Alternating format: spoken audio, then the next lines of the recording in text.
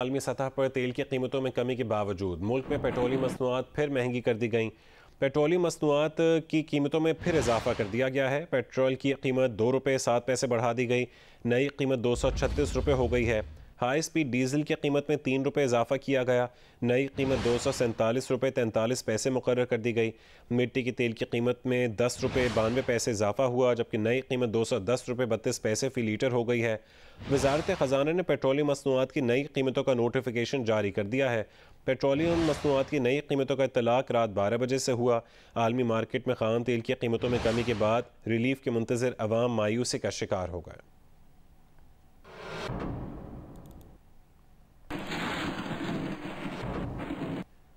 हुकूमत की जानिब से पेट्रोलियम मसनूआत की कीमतों में इजाफे को कराची की अवाम ने शदीद तनकीद का निशाना बनाया है। तफसीलात बताएंगे नुमाइंदा जियो न्यूज़ कमर अली मस्तूई। जी, आलमी सतह पर पेट्रोलियम मसनूआत की कीमतों में कमी के बावजूद हुकूमत पाकिस्तान ने पेट्रोलियम मसनूआत की कीमतों में 2 से 10 रुपये तक का इजाफा किया है। पेट्रोल की कीमत में 2 रुपये 7 पैसे इजाफा किया गया है। पेट्रोलियम मसनूआत की कीमतों में इजाफे पर आवाम क्या कहते हैं, आइए इस बारे में आवाम से बात करते हैं।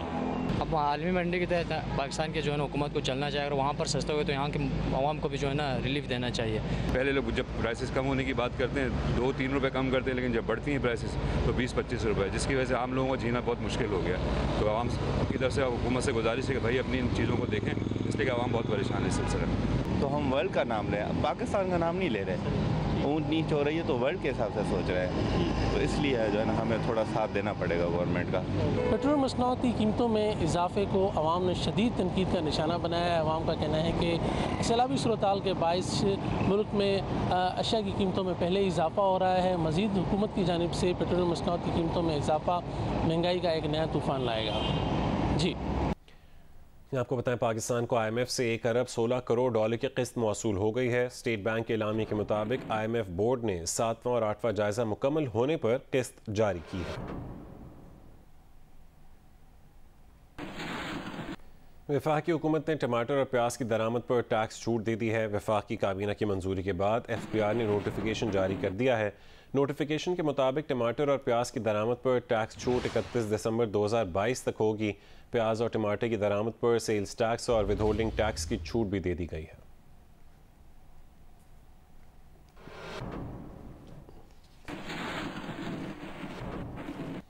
बारिशों और सैलाब से सब्ज़ी की सप्लाई मुतासिर हुई है। डिमांड सप्लाई कानून ने कीमत बढ़ा रखी है। हमारे इंतज़ाम से पैदावार ज़ाया हुई है और रास्ते ख़राब होने से सप्लाई कम भी है। अलबत्ता अंदाजे हैं कि आइंदा चंद हफ्तों में सब्ज़ी की सप्लाई बेहतर हो जाएगी। इस पर मज़ीद रियाज एंडी की रिपोर्ट में देखिए।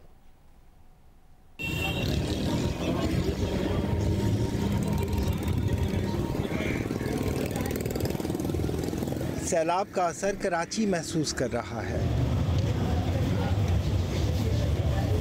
सब्जियां बाजार में कम हैं और बहुत महंगी है।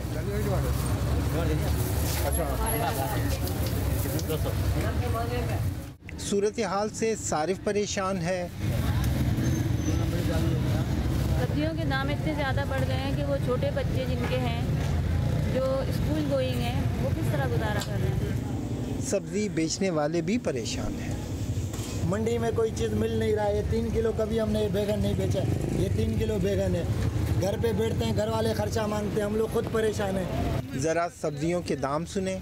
शिमला मिर्च 320 रुपये किलो, बैंगन 250 रुपये किलो, टमाटर प्याज 200 रुपये किलो, लौकी 160 रुपये किलो, आलू 60 रुपये किलो और पुदीना 20 रुपये की गड्डी है। माल भी क्वालिटी भी हल्का है, माल महंगा है। सब्जी बहुत महंगा दे रहे हैं माशाल्लाह। बड़े बड़े आड़ती जो है माल को रोक रोक कर ला रहे, पता नहीं क्या कर रहे हैं। माल बहुत महंगा दे रहे हैं। आजकल बाजार आ रही सब्जी बारिश के फ़ौरन बाद की है, इसलिए पैदावार मुतासिर है। टमाटर और प्याज में कचरा बहुत है। 1000 रुपये दिहाड़ी देना पड़ रहा है, यहाँ शादी कर रहा है, और किराए भी ज़्यादा हैं। आजकल 150-200 रुपये बोरी का एक का किराया। ये कचरा भी हम जो है ना तोड़ के हिसाब से आता है हमारे को। ये कचरा भी पैसे का है, कोई आजकल कचरा भी मुफ्त में नहीं दे रहे। पानी उतरने के बाद उम्मीदें हैं कि सप्लाई बेहतर होगी। प्याज के साथ धोखा हुआ है, प्याज निकलेगा तो आ जाएगा। प्याज 20 रुपये किलो तक जाएगा। और जहाँ तक पैदावार की बात है, फूल गोभी को बगौर देखें तो आइसबर्ग की सफ़ेदी नुमाया हो रही है। अगरचे बारिश से कहीं कहीं पीलापन भी है, लेकिन इसकी सफ़ेदी आने वाले दिनों में अच्छी और सस्ती पैदावार मिलने का संदेश भी दे रही है। बकौल शख्स इंतज़ामिया मुतहर्रिक रहे। उनका काम महज जुर्माने करना नहीं, उनका असल काम मार्केट का इंतज़ाम करना है। कीमत बाज़ार खुद तय कर लेगी, बस वो नज़र रखे। रियाज एंडी, जियो न्यूज़, कराची। मेथी है क्या? मेथी पालक ये नहीं है। पंजाब भर में सैलाबी सूरत हाल के बायस सब्जियों की सप्लाई मुतासिर हुई है, जिसके बाद मुल्तान और भावलनगर में भी सब्जियों की कीमतों में इजाफा हो गया है। मजीद बताएंगे मुल्तान से जियो न्यूज़ के नुमाइंदे इमरान चौधरी और भावलनगर से फहद शफीक।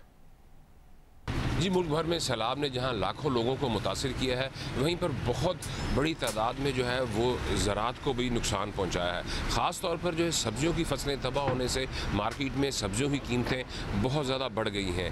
लेकिन गुज़िश्ता चंद दिनों की निस्बत से आज मुल्तान में सब्जियों की कीमतों में हमें कुछ कमी जो है वो नज़र आई है। सिर्फ एक प्याज और टमाटर ऐसे दो चीज़ें हैं जिसकी कीमतों में कमी अभी तक जो है वो नज़र नहीं आ रही। ज़िला भावलनगर में भी सब्जी की सप्लाई मुतासिर होने की वजह से सब्जियों की कीमतों में इजाफा होता जा रहा है। जो प्याज पहले 100 रुपये किलो मिलता था, सैलाब के बाद वो 200 रुपये किलो मिल रहा है। तो सप्लाई जब तक बहाल नहीं होगी तो सब्जियों की कीमतें इसी तरह जो है वो बढ़ती रहेंगी। जी, दादू की तहसील खैरपुर नातन शाह में सैलाबी रैला दाखिल हो गया है। बाईपास रोड के नशीबी इलाके में 10 फुट जबकि शहर में 2 से 5 फुट पानी जमा है। मजीद बताएंगे जियो न्यूज़ के नुमाइंदे रियाज नारीजो। जी बिल्कुल, मैं अभी खैरपुर नातन शाह शहर के मगरबी हिस्से पे मौजूद हूँ, जो कि सीधा रोड शहर से मुलाका है। पानी जो तरफ सीधा रोड खैरपुर नातन शाह शहर को अपने लपेट में ले चुका है, जिसके बाद तमाम रास्ते बंद हैं। इस रास्ते को हमने मुतबाद रास्ता अपना समझते हुए अपना लिया और यहाँ हम मौजूद हैं। सूरत हाल इंतहाई ख़राब है। खुदा वहाँ जो कि कैन शाह शहर की डिफेंस लाइन है वो टूट कर वहाँ से सैलाबी पानी अबूर होता हुआ और बाईपास से खैरपुर नातन शाह शहर के अंदर दाखिल हो चुका है। पानी तेज़ी के साथ शहर के अंदर दाखिल हो रहा है। शहर की अब तक जो नशेबी इलाके हैं वहाँ पे 10 फुट तक पानी पहुँच चुका है, जबकि जो शहर के अंदरूनी इलाके हैं जहाँ रहायशी आबादी है वहाँ पानी 3 फुट से 2 फुट से 5 फुट के दरमियान मौजूद है। पटीदन के मुख्तलिफ इलाकों में बरसाती पानी की तबाहकारियाँ जारी हैं। कई देहात सैलाब की नज़र हो चुके हैं। मकामी आबादी नकल मकानी करने पर मजबूर है। मज़ीद तफसील बताएंगे जियो न्यूज़ के नुमाइंदे गुलाम हैदर आकाश। जी बिल्कुल, हालिया बारिशों से सिंध में तबाहकारियाँ जारी हैं। उसके असरात अब भी दूर दूर तक दिखाई देते हैं। पटीदन के नवाई इलाकों में बरसाती रेलों ने तबाही मचा दी है। मुख्तलिफ इलाकों में अब भी पानी रवा दवा है, जिससे सैकड़ों देहात ज़ेरे आब आ गए। लोगों को शदीद मुश्किलात का सामना करना पड़ रहा है और लोग वहाँ से नकल मकानी करने पर मजबूर है। इन्होंने ज़िला इंतज़ामिया और हुकूमत सिंध से मुतालबा किया कि फौरी तौर पर पटीदन के नवाई इलाकों में इन सैलाबी रेलों से तबाहकारियों से लोगों को बचाने के लिए महफूज मकामात में मुंतकिल करने के लिए हुकूमत को चाहिए कि फौरी इक़दाम उठाए और इन्हें कश्तियाँ फराहम करें ताकि इन ज़ेरे आबा इलाके से लोगों को और ख़वातीन बच्चों को निकाला जा सके और इनको महफूज मकामात पर मुंतकिल किया जा सके। खातून मजिस्ट्रेट और इस्लामाबाद पुलिस के सीनियर अफसरान को धमकियां देने से मुतालिक केस में अपडेट यह है कि चेयरमैन तहरीक इंसाफ इमरान खान के खिलाफ केस की समाअत आज होगी। इंसदाद दहशतगर्दी अदालत के जज राजा जवाद अब्बास हसन केस की समाअत करेंगे। इंसदाद दहशतगर्दी अदालत ने इमरान खान को आज तलब कर रखा है। इमरान खान की इंसदाद दहशतगर्दी अदालत में 10 बजे पेशी मुतवक्के है। इससे कबल अदालत ने इमरान खान की 1 सितंबर तक जमानत कबल अज़ गिरफ्तारी मंजूर की थी।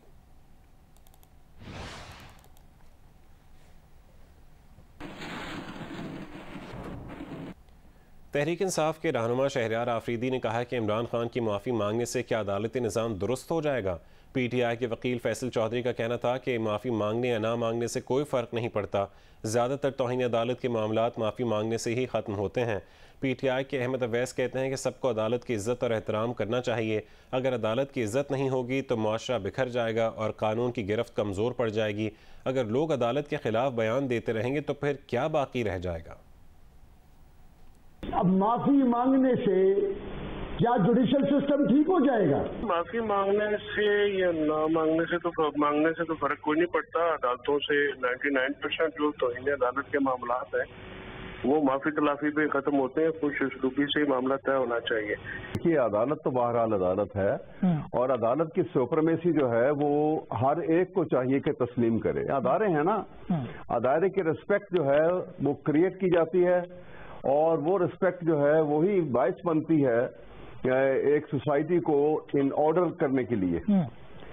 अगर अदालत की रिस्पेक्ट नहीं होगी और सोसाइटी बिखर जाएगी, कानून की गिरफ्त कमजोर पड़ जाएगी और society will become free for all. ये बड़ी डेंजरस सोसाइटी होती है जब ऐसी बन जाए। तो लोग अगर आवाजें कसने लग पड़े, अदालत के ऊपर कमेंट्स करने लग पड़े तो फिर क्या बाकी रह जाएगा। इस्लामाबाद हाई कोर्ट ने इमरान खान को माफ़ी मांगने का एक और मौका दे दिया। कहा कि मामला संगीन है, सोच समझ कर 7 दिन में जवाब दें वरना मामला आगे बढ़ेगा। मातहत अदलिया के जजेस मिस्टर एक्स और मिस्टर वाई नहीं कि उनके बारे में जो मर्जी कहें। अदालत ने इमरान खान का जवाब गैर तसल्ली बख्श करार दे दिया। चीफ जस्टिस अतरमिन अल्लाह ने कहा कि वो समझ रहे थे कि इमरान खान को गलती का एहसास होगा। जवाब पढ़कर लगा कि इमरान खान को एहसास ही नहीं कि हुआ क्या है। उनकी बहुत फॉलोइंग है, उन जैसे लीडर को हर लफ्ज़ सोच समझ कर अदा करना चाहिए। जैसे गुजरा वक्त वापस नहीं आता, वैसे ही ज़बान से निकली बात भी वापस नहीं जाती। जस्टिस मियां गुलशन औरंगज़ेब बोले, तौहीन अदालत की कार्रवाई ख़त्म हो सकती थी मगर इमरान खान के जवाब की वजह से ऐसा नहीं हुआ। जवाब देने का अब जो मौका मिला है उस पर सोचें। अदालत का खातून जज को धमकी देने के केस में इमरान खान के खिलाफ शो कॉज नोटिस वापस लेने से इनकार। समाअत 8 सितंबर तक मुलतवी।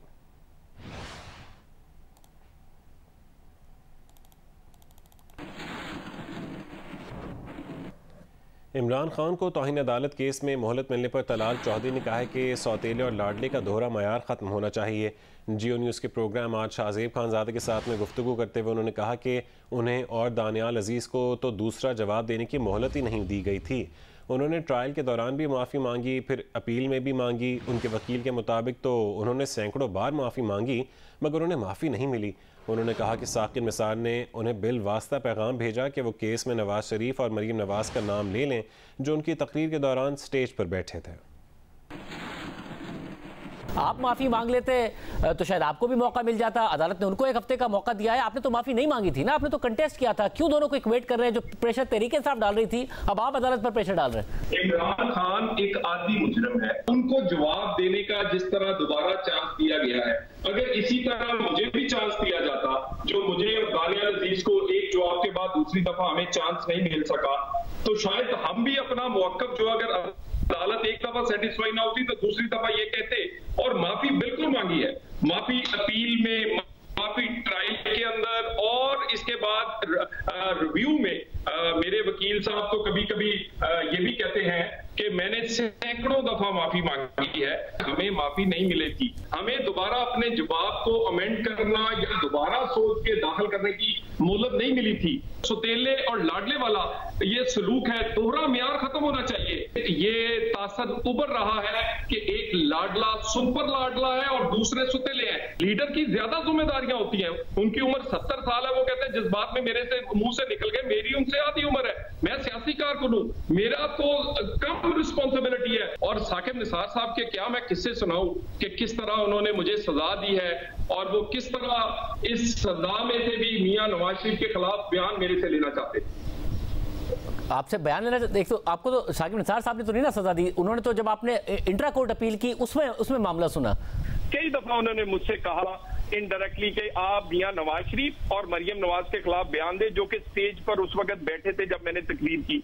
और उसके बाद जब मुझे अगले दिन अपील उन्होंने सुननी थी, उससे एक रात पहले पाकिस्तान के एक बहुत बड़ा नाम उनको उन्होंने मैसेज दिया कि तलाल को बता देना कि सुबह माफी तो दूर की बात, उसकी सजा को मैं बढ़ाऊंगा और उसको मजीद सजा दूंगा। जो कोर्ट के आपके जितने भी रिपोर्टर्स हैं पूछ लें, आते ही चीफ जस्टिस साहब जिस तरह मेरे पर गुस्सा हुए, नाराज हुए और डिप्टी अटॉर्नी जनरल को उन्होंने बुला के कहा, मेरा दिल करता है कि मैं उठ के दोबारा अंदर जाऊं और एक और 100 मोटो लूं और इसको जेल भी भेजूं।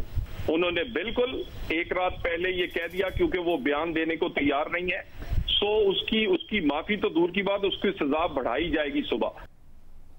यहाँ आपको बताएं, इमरान खान के साजिश वाले इल्ज़ामात में सच्चाई नहीं। अमरीकी वज़ीर ख़ारजा एंटनी ब्लिंकन के मुशीर डेरेक शोले ने जियो न्यूज़ के नुमाइंदे वाजिद अली सईद को खुसूसी इंटरव्यू में बताया कि पाकिस्तान अहम मुल्क है, कोई भी हुकूमत हो उससे ताल्लुकात और ताउन जारी रहेगा। अमरीका के पाकिस्तान से ताल्लुकात कसीरुल जहती हैं, सिर्फ अफगानिस्तान तक महदूद नहीं। ये भी कहा कि सिक्योरिटी और इक़्तिसादी ताउन, सैलाब ज़दगान के लिए इमदाद अमरीकी आज़म का इजहार है। It's very important on this 75th year that we have diplomatic relations to remember how deep the ties are between the United States and Pakistan. They're about more than just one issue, even an issue as important as Afghanistan. And I think when you look across our relationship, our security cooperation, our economic partnership, what we're doing, the United States announcing today $30 million in flood assistance for Pakistan, it shows the depth of our commitment to Pakistan. That's been something that's gone on for many, many decades, and will endure for many decades. Emina Zawahiri was targeted. Did Pakistan help in that regard? Yeah, all I can say is Pakistan remains a very close counterterrorism partner of the United States, and it's been that way for many years, and we very much expect and hope that it will be that way for many years to come. But it's very important to note this relationship is much broader than the security cooperation, as important as that is. Just recently, we've held a first ever health dialogue between the United States and Pakistan, which talked about important issues like pediatric vaccines and helping Pakistan create its own version of the Center for Disease Control. That's just one small example of the breadth of the relationship that we are interested in pursuing with our friends in Pakistan. Speaking of broader relations, former Prime Minister Imran Khan, accused the U.S. for conspiring to oust him. How do you see that? All I can say is there's nothing to the allegations. They're not true. What we want to stay focused on is where we are going in the U.S.-Pakistan relationship, to reflect on all that we've achieved in 75 years, but also all that we have to achieve in the coming 75 years. There is nothing to those allegations at all. The United States is committed to our partnership with Pakistan, no matter who is in government. And I think on this 75th anniversary of our diplomatic relations, it's important that we reflect on the road that we have traveled to get here and all the hard work and good work that's to come. Asia cup में Pakistan team अपना दूसरा match जुमे को Hong Kong के खिलाफ खेलेगी। कौमी team ने आईसीसी एकेडमी में भरपूर ट्रेनिंग सेशन किया। कौमी ऑलराउंडर मोहम्मद नवाज का कहना है कि T20 क्रिकेट में स्पिनर्स के लिए आखिरी ओवर करवाना आसान नहीं होता। एज ए स्पिनर थोड़ा सा डिफ़िकल्ट होता है। आखिरी ओवर आप यूजुअली देखते नहीं है कि कोई स्पिनर आखिरी ओवर कर रहा हो, बट यह है कि मैंने पहले 1-2 दफ़ा ओवर किया हुआ ऐसे आखिरी ओवर, तो कॉन्फिडेंट था। बट यह है कि बिल्कुल जैसा आपने बोला थोड़े रन और होते तो वो तो फिर बात की बात है, बट यह है कि मैच पे भी कॉन्फिडेंट था। अनफॉर्चुनेटली वो बस हुआ नहीं वैसा। पहला मैच हुआ है उससे तो काफ़ी जितने भी प्लेयर्स हैं उनको काफ़ी कॉन्फिडेंस मिला है, और जैसे वर्ल्ड कप में भी हम इनके अगेंस्ट जीत चुके हैं तो मोरल काफ़ी आई है, और इंशाल्लाह हम देख रहे हैं कि इंशाल्लाह नेक्स्ट मैच आएगा तो डेफिनेटली उसको जीतने की पूरी कोशिश करेंगे, और हम उसके लिए कॉन्फिडेंट हैं। एशिया कप में पाकिस्तान और भारत की टीमों पर स्लो ओवर रेट की पादाश में जुर्माना आयद कर दिया गया। दोनों टीमों को मैच फीस का 40% जुर्माना किया गया है। एशिया कप T20 के इतवार को होने वाले पाकिस्तान और भारत के दरमियान ग्रुप ए के मैच में आईसीसी ने दोनों टीमों पर 40% जुर्माना आयद कर दिया। ICC elite panel match referee Jeff crow ने दोनों टीमों के कप्तानों को मुकर्रर वक्त में 2-2 ओवर्स कम कराने का मुर्तकब ठहराया। आईसीसी कोड ऑफ कंडक्ट के आर्टिकल 2.22 के मुताबिक खिलाड़ियों को फी ओवर मैच फीस का 20% जुर्माना किया गया है। मैच के दौरान पाकिस्तान और भारत की टीमें मुकर्रर वक्त में 2-2 ओवर्स पीछे रही थीं। आईसीसी ने इस बात की भी वजाहत की है दोनों टीमों के कप्तानों ने गलती के साथ जुर्माने को तस्लीम किया है। आगे बढ़ेंगे, बात करेंगे सैलाब की तबाहकारियों की। कोयटा और बलूचिस्तान के दीगर सैलाबज़दा इलाकों में बिजली का निज़ाम मुतासिर होने से पीने के पानी का शदीद बहरान पैदा हो गया है। इसी सूरत हाल से मुतालिक बताएंगे कोयटा से जी न्यूज़ के नुमाइंदे शहाब उमर। जी, हालिया बारिशों के बाद से कोयटा समेत सूबे के मुख्तलिफ इलाकों में जो बिजली के निज़ाम है उसकी वजह से जो शहरी हैं उन्हें पानी के उसूल में काफ़ी मुश्किलात का सामना करना पड़ रहा है। इनसे जानते हैं कि वो इस हवाले से उनकी जो मुश्किलात इस बारे में क्या बताते हैं। आप ये बताएं कि अब कब से यहाँ पे पानी के उसूल के इंतज़ार है? बाबा बड़े बड़े तंगी चाहिए, पानी का तमाम तंग चाहिए। 4 बजे इधर आएगा, पानी नहीं है बाबा। रोज़ाना यहाँ पे पानी के उसूल के लिए आते हैं, ताहम उन्हें मुश्किलात का सामना करना पड़ रहा है। यही सूरत हाल कोयटा के अलावा खारान, वाशक, नोशकी, चागी, मस्तोंग और दीगर जो इलाके हैं वहाँ पे गुज़श्ता 7 रोज़ से जो बिजली की जो बहाली है नहीं हो सकी, और वहाँ पे जो पानी का मसला है शिद्दत इख्तियार कर गया है। जो इलाका मकीनों ने काफ़ी मुश्किलात और परेशानी का सामना इन्होंने सूबे हुकूमत से मुतालबा किया है कि मुतबादिल ज़राए जो है तलाश कीजिए ताकि उनकी जो मुश्किलात कम हो सके। अगर मज़ीद बिजली नहीं होगी तो जो पानी का मसला है वो मज़ीद शिद्दत इख्तियार करता जाएगा। जी, सैलाब मुतासरीन के लिए सखर में हुकूमत और फलाही तंजीम की मुश्तरका काविशों से पन्नू आकिल कच्चा बंद पर पहली आर्जी खैमा बस्ती कायम कर दी गई है। तफसील बताएंगे यासिर फारूकी। जी बिल्कुल, हुकूमत सिंध की जानिब से समाजी तंजीम के ताउन के साथ पन्नो आकिल में कच्चे में बचाव बंद पर दरियाए सिंध के किनारे आजी खैमा बस्ती कायम कर दी गई है, जहाँ पे कच्चे से नकल मकानी करने वाले या जिन लोगों को रेस्क्यू किया जा रहा है, जिन ख़ानदानों को जिनके गाँव देहात मुकम्मल तौर पर ज़ेर आब आ चुके हैं, यहाँ पे मुंतकिल किया जा रहा है। पाकिस्तान पीपल्स पार्टी के रहनुमा सैयद कुमैर हैदर शाह से जानते हैं कि इस खैमा बस्ती में कितने टेंट कायम किए गए हैं। जितने भी हमारे पन्नो आकिल की 8-9 यूनियन काउंसिल हैं वो इसको अफेक्टेड हुई हैं, और हमने ये जो टेंट सिटी लगाई है ये 800 टेंटों पे लगाई है, और ये 800 टेंट्स में 400 टेंट लग चुके हैं, 400 इंशाल्लाह कल परसों तक लग जाएंगे। इन लोगों का जो गुजर सफ़र है वो ज़्यादा मवेशियों पे होता है, तो इनको बड़ा प्रॉब्लम है कि हमारे मवेशी फोत हो रहे हैं मच्छरों की वजह से। मवेशी के हवाले से भी यहाँ पे डॉक्टर बुलाए गए हैं ताकि अगर कोई मवेशियों को बीमारी है तो उनका भी चेकअप हो सके। जी, सैलाब से मुतासरा स्वात के इलाके बहरीन के बाला इलाकों में अब तक हुकूमती इमदाद ना पहुँच सकी, जिसके बायस इन इलाकों के रिहायशों की मुश्किलात बढ़ रही हैं। तफसीलात बता रहे हैं बहरीन से महबूब अली। बहरीन जहाँ पर हर तरफ तबाही नज़र आ रही है, और बिल्कुल मेरे बैकग्राउंड में यहाँ पर जो बहरीन का बाज़ार था वो ख़ुद दरियाए स्वात बन गया है। कितनी तबाही हुई है यहाँ पे और कितने अमलाक को नुकसान पहुँचा है। इस वक्त हमारे साथ इस इलाके के एक नामी ग्रामी शख्सियत ज़ुबैर तुरवाली साहब मौजूद है। मज़ीद उनसे जानने की कोशिश करते हैं। दरिया ने इस बार तो बहुत ज़्यादा तबाही मचाई है, इससे ऊपर फिर कालाम बीच में। मैं एक अपील करना चाहता हूँ अपने जो रेस्क्यू हमारे इदारे हैं हुकूमती, उनको चाहिए कि कालाम और यहाँ तक तो सड़क अब बहाल है, कालाम तक हेलीकॉप्टर सर्विस है, लेकिन बीच वाली जो आबादियाँ हैं ये कट ऑफ है। ये लोग अभी भूख से मर रहे हैं एक लिहाज से। कि बिल्कुल मेरे बैकग्राउंड पे आप मकामी लोगों का हौसला देंगे कि ये इन लोगों ने अभी तक हौसला नहीं हारा है। एक एक थिंका इकट्ठा करके, एक एक पत्थर इकट्ठा करके ये लोग दरिया में फेंक रहे हैं ताकि अपने इलाकों को मजीद तबाही से बचा सके। इंतहाई खुशाइन बात है। ताहम इंतज़ामिया का कहना है कि अभी इस सड़क को और इस पूरे इलाके को बहाल करने में 1 साल से ज़्यादा का अरसा लग सकता है। पेशावर में सैलाब से मुतासर एक ऐसा घर भी है जहाँ सिर्फ 2 बहनें रहायश पजीर हैं। इन बहनों पर क्या गुजरी बताएंगे अबू बकर सिद्दीक। जी बिल्कुल, सैलाबी रेला तो गुजर गया लेकिन अपने पीछे कई दास्तानें छोड़ गया। इस वक्त में पेशावर के इलाके गरीबाबाद के एक ऐसे घर में मौजूद हूँ जहाँ पर 2 बहनें रिहाइश पजीर है। यहाँ पर कोई मर्द नहीं है। सैलाब से ये घर मुकम्मल तौर पर डूब गया। तो इन 2 बहनों ने कैसे पानी निकाला और किस अजियत और मुश्किलात से ये 2-4 थी, इन्हीं की ज़ुबानी सुनते। बिस्तरी हर्स उड़ी दी अमंग मजदूरी उबो देर ज़्यादा भी सीधा उबो नसीट तकड़ी में और उस रात दा खुराक का बंदोबस्त निश्ता नूर से लूखी लड़की निश्ता बिस्तरी निश्ता हर सेरा नौड़ी दी। सैलाबी रेले से इसके घर में जितना भी सामान था वो मुकम्मल तौर पर ख़राब हो गया है और अभी इनके पास खाने के भी पैसे नहीं है। काफ़ी मुश्किलात है इन्हें और इन्होंने हुकूमत से मुतालबा किया है कि हुकूमत इनके साथ इमदाद करे। जी।